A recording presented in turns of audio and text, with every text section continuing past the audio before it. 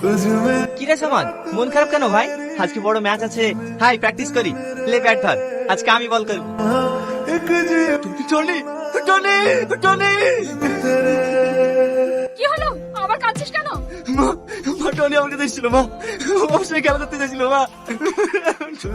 এই দেখ, টনির বোন এসছে, কি বলবে দেখ। মাহি, কিছু বলবা? খালা মা ঠিক আছে তো? হ্যাঁ মা ঠিক আছে, তোমাকে এটা দিতে বলেছিল।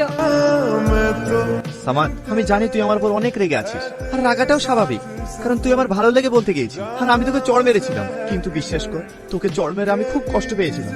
আমার তোর উপর কোনো রাগ নেই। তোর মনে আছে, মাকে আমি ডাক্তার দেখাতে কলকাতা নিয়ে গিয়েছিলাম, ওখানে একটা মেয়েকে আমি ভালোবেসে ফেলি, তার কারণে আমার মৃত্যু হয়েছে। মেয়েটার নাম সালমা।